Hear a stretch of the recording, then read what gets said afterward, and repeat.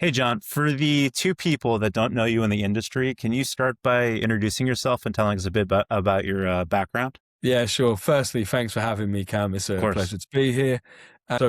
Yeah, my name's John Wright. I'm the CEO of Turborilla. We're a Swedish game studio that make action sports games that have been downloaded over 250 million times. Apart from that, I'm also an active investor and advisor to a number of studios globally. And all in all, I've been in the industry for nearly 15 years.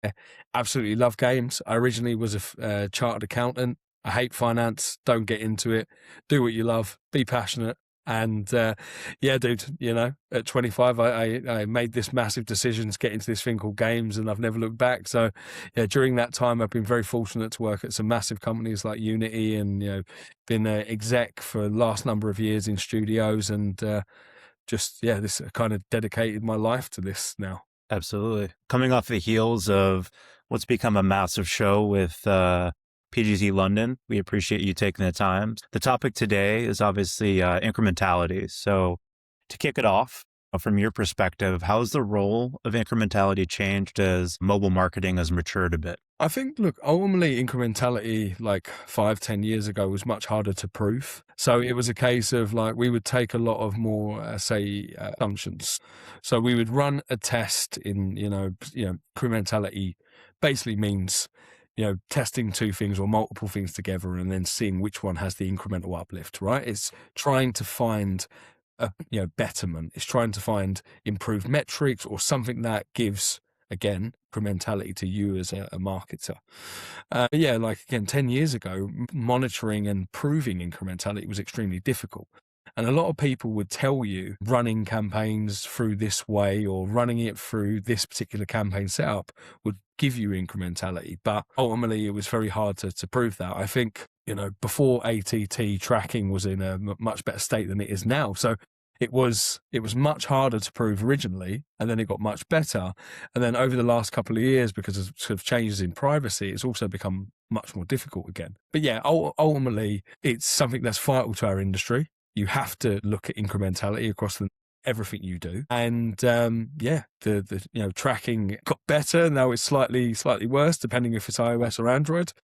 But ultimately, still much better than 10, 15 years ago, Cam. For sure. We released our incrementality guide in January, and what we found was that many teams still struggle to operationalize it. At your scale, what finally made it stick as far as decision making and the operationalization of it? Yeah, I think, look, it has to be baked into the day-to-day process and the operations of the company, firstly. I think just, saying that you are looking at incrementality does not mean you're actually doing it, right? And I think, a lot of people do say that, oh, yeah, we're definitely Yeah. pro incrementality. Yeah, we look Yeah, at yeah, it. But in actual fact, are they really substantiating the tests? Are they looking at it in the right way? Are they even showcasing taking these results for gospel? Are they second guessing this? Obviously, data is also in the eye of the beholder. It's about interpretation of data, or sometimes, right? And how certain people interpret different things could be taken in a pro or a con. And Totally. I'm pretty sure me and you have probably seen a few decks over the years with some Sure. numbers on it, at QBRs, where people have made something look really good. And in actual fact, it might not have been so good, Yes. I'm familiar with a phrase called massaging the data is what I've heard. Exactly. But no, I think firstly, Cam, it comes down to putting it into the culture. And then, once everyone has the idea of, again, incrementality in this case, and they understand really what that means, I also think you have to define it as a business, because I think it can be a little bit of a vague term, right? Like, what is incrementality to you? Like I said, for me, very simply, it's looking at, two different things and seeing what one of those has that uplift. And that could be incrementality when it comes to scale. That could be incrementality when it comes down to user quality. It could be testing two different channels against each other in like a mixed marketing model, right? Incrementality means that, okay, I'm going to start spending more budget with addictive rather than this, from a retargeting perspective. What sort of incrementality are we seeing again from a retargeting user, rather than keeping a user around versus acquiring that user again through traditional UA?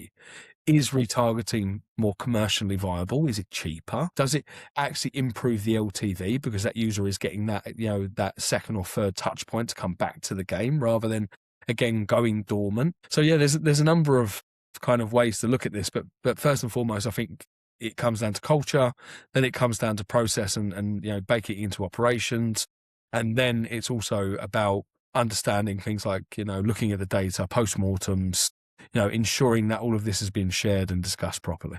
Yeah, I mean, that's a great way to get your arms around a pretty broad topic, and thanks for drilling into it a bit. Taking that a little step further in gaming, actually, scale introduces diminishing returns sometimes quickly. How do you think about incrementality when deciding whether to push spend versus protect efficiencies? Yeah, it's such a great question, Cam, because ultimately, CPIs start going up tremendously the more scale you push, right? So from a user acquisition perspective, we've seen the state of the industry. CPIs have naturally gone up over the last couple of years because of a number of macroeconomic factors, even things like consumer apps now. So we're not only competing games against games in the same sort of ad networks, but the likes of app loving are doubling down on consumer apps. Quite frankly, people are still going through the same inventory, and the scale of games, whilst growing, is not growing enough. Like the supply isn't growing enough for the amount of demand that we're now getting. So it comes down to CPIs are going up because that's economics, it's supply and demand. But I think there is definitely kind of a very tight balancing act, especially when you're talking about very close ROAS margins. So depending on the type of game you have, your margin might be 20%, right? If you're talking about an RPG or strategy game, your margins are huge over a long period of time, 2, 3, 5 years. And recoup windows are another thing that you need to factor in, right? Because acquiring a user today for $20, but I'm not going to see a margin, like a profit, for a year or 2 years. That's another thing to factor in. But quite frankly, from my perspective, I think there's a couple of ways of looking at it, but ultimately the quicker you scale, the more diminishing returns you'll have. The CPIs will go up, your ROAS will go down. And depending on the life cycle of the studio and the strategy of the business, some people might be happy to have zero margin because they want to be in a high growth stage, right? They're in a scale up. They want to look to be as attractive to the market as possible. When people are talking about, Dream Games or Royal Match spending $1 million plus a day on UA, $1 million plus a day on UA, but they're making $2 million, that's great. But something, behind closed doors in other studios, some of these companies are probably losing money, right? Because again, they've just raised capital from a VC. They're thinking about their Series A. They're trying to promote, a higher top line growth as much as possible. It does come down to where you are in the life cycle, what you want to achieve, what your goal as a business is. Is it a top line or is it a beta? But ultimately, there is very few ways to reduce the CPI while scaling. Obviously, creative optimization and AI's impact on creative optimization has been a big one for the last 12 to 18 months. So as you know, Cam, we're seeing the ability to create creatives has never been easier or quicker. I looked at the AppsFlyer report that came out a couple of weeks ago, and apparently we're now testing on average 2,400 to 2,600 creatives a quarter across the studio, which is, honestly, dude, we used to tend to test, 10, 20, 30 creatives a week, a couple of years ago. And now we're testing hundreds, which also brings its own problems, right? Because the more creatives you test, the more budget you have to assign to those creatives. And if the conversion rate to success of those creatives is much lower, you're spending a lot on testing a lot of creatives without actually seeing that conversion to success. We would refer to it as a hero creative, right? Or a superstar creative, like whatever one has the best results. But yeah, CPIs are going up. You have to do a lot of creative testing to try and limit that. But ultimately, the more people you target, the less of a darling audience you'll find, right? And 100%. Ultimately, yeah. So if you want to grow, you have to go outside of your catchment. You have to go outside of your demographic. And just by incorrectly targeting the wrong users, Cam, your ROAS can drop dramatically, even if you are overly dominant and on the optimization of CPIs. So yeah, this is ultimately the balancing act of UA managers and growth specialists across the studio, right? And their job is to ensure that if whilst they are growing, like in my opinion, you should grow step by step. I think, and I wouldn't say overly cautious or conservative, but you have to understand, like if you're testing a new channel, don't spend, $1 million in the first month, that would be unwise. I've seen studios, especially during the rise of the fake ads, right? Mm-hmm. I saw a studio spending ridiculous money because they thought the ROAS curve of these creatives would be the same as their original creatives, that detailed actual gameplay. And whilst maybe the first, like the day 1 and the day 7, the ROAS curve looked the same, after that they dropped off and these people were spending loads of money at huge losses. Yeah, so I think you need to be very, you have to really think about what you're trying to achieve here. If it's a new channel, if it's a new campaign, if it's new creatives, if you're testing anything new or in a high scale mode, be a little bit more on the cautious side. Make sure that you're looking at those day 7, day 14, day 30 metrics. And then once all that's proven out, Cam, and you've got to the point of break even, or at least the LTV curve is following the traditional LTV curve of your games and nothing different, then you can start putting your foot down a bit more and pumping the gas and seeing what happens. Totally. Digging into that, one theme in the guide and talking to marketers that came up is that negative or neutral lift isn't necessarily failure. Can you share an example where a test result led you to pull back spend and why that was the right call for you at the time? I can give you an example from Turborilla from last year. I think we got into our minds that, again, we were looking for higher levels of growth, and we were looking to, we basically reduced our ROAS goals, Cam, because the idea was that we were going to reduce our ROAS goals, but the additional scale would allow us to essentially generate more actual dollars, like absolute money, right? So what we were doing is we made a conscious decision to reduce our ROAS goals so that we had more dollars in bank. And I think a lot of studios have this discussion, right? Like, do we want higher a bidder or do we want more money actually in the bank? And yeah, it's come up quite often. yeah, and look, I think it's a very vital question that studios need to ask. Again, it depends on where you are in your life cycle. For a business like us, which has been in the market for 17 years, we're growing at a good rate, but we're a more mature business. So having stronger EBITDA is what we have decided is our focus. But if the studio was 1 year old, 2 years old, and it just raised 20 million, I probably would tell you something different.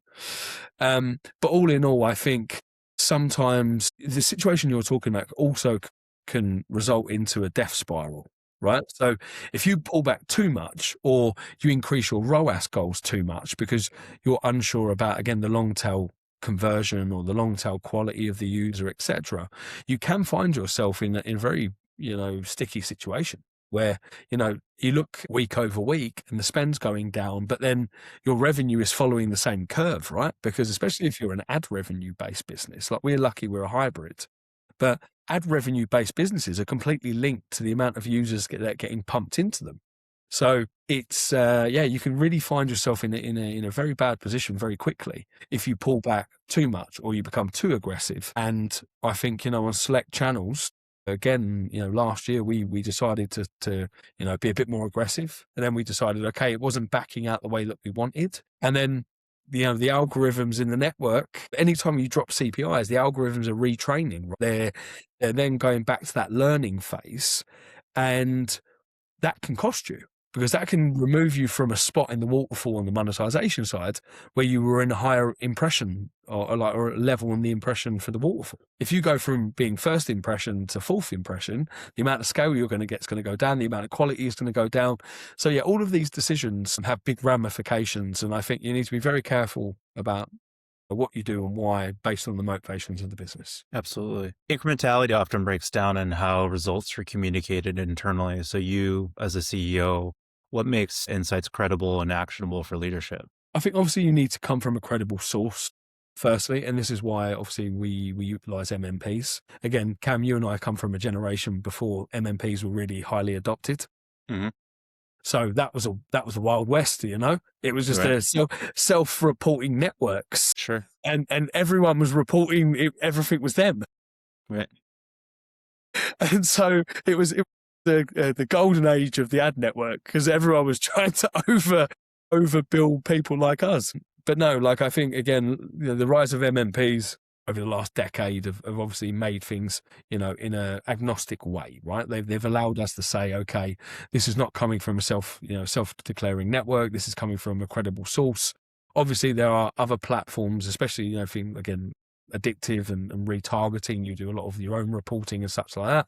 But I also feel like companies that are reputable, which are trusted, then you can obviously lean on that, right? Like you're not a new company, you're not a Mickey Mouse outfit, you're working with huge developers all around the world. And if there was a case of something wasn't kosher, people would know very quickly. So firstly, you have to trust into the data that is provided to you by your partners. And again, using your MMP especially is that kind of backbone for this.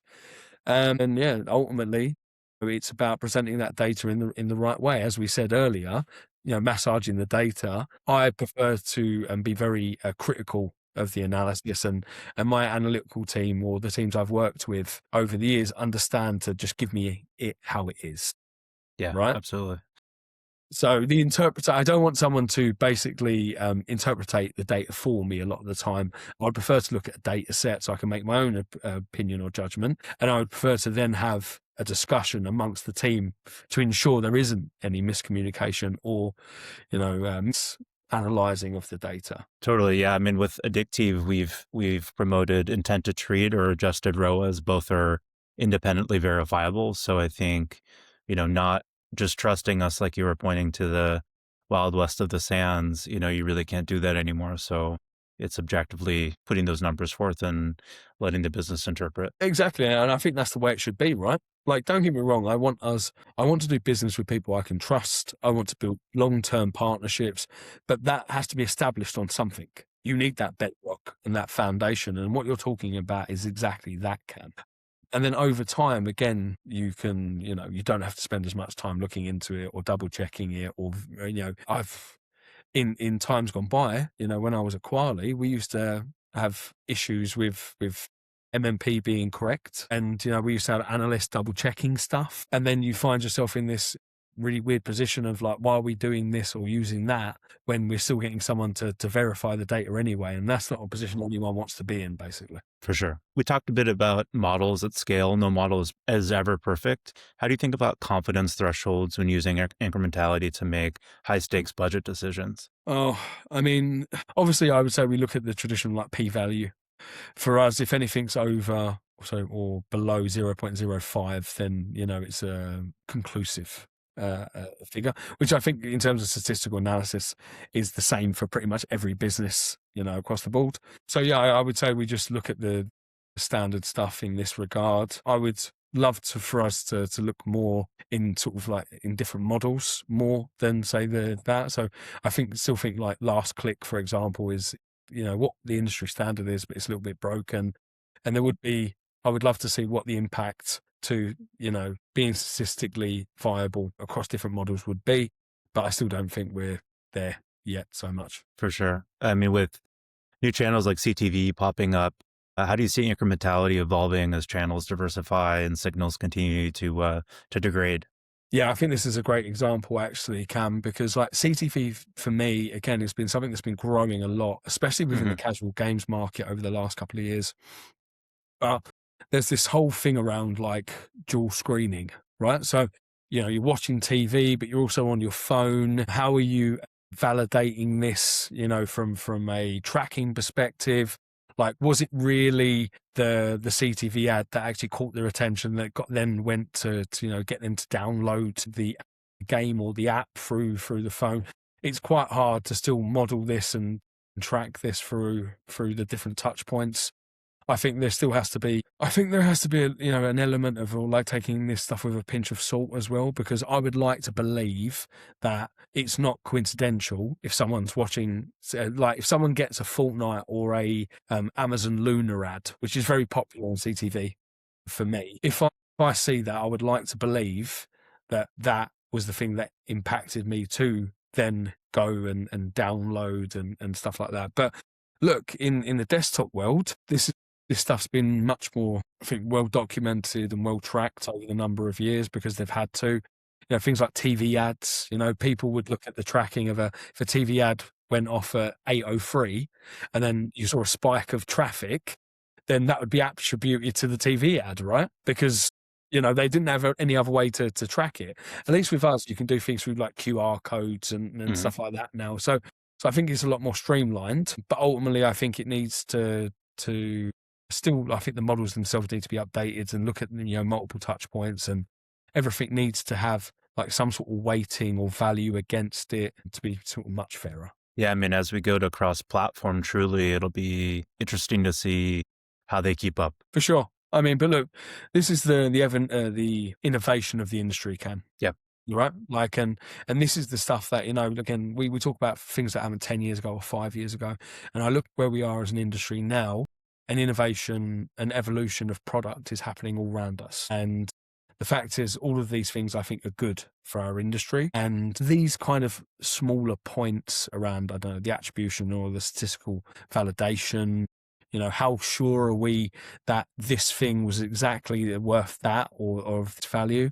I think, again, we have to take all of that with a pinch of salt, in the sense of it's happening. We obviously see it there and it is having an input and an influence. So just, take it as a win. Absolutely. On that note, you are a tremendously busy man, so we appreciate you taking the time. Where can people find your work, and is there anything cool that you're working on that you want to tell us about? Yeah, look, I mean, you can go to the App Store and look Mhm. up for Turborilla. Our biggest game currently is a game called Mad Skills Motocross 3. It's been in the market for the last 4 or 5 years. And yeah, the IP in the franchise has been downloaded over 200 million times. So we have a very big and loyal customer base and all of our users, and we're very thankful for that. But if you're not one of our users already, please download one of our games as part of the Mad Skills franchise. And yeah, look, I can't talk too much about what the next kind of 6-12 months looks like, but I can give you a sneak peek that we are starting to work on a new game for the first time in the last couple of years. And I'm really hoping that this new game is going to be a successor to the previous ones in the Mad Skills franchise. It will be the first game that I've worked with the team on, utilising my experience from more casual games rather than sort of niche action sport games. So I'm hoping for big things, and let's wait and see what happens. Absolutely, man. Well, really appreciate it and looking forward to big things ahead. Thanks, Cam. Thank you, man.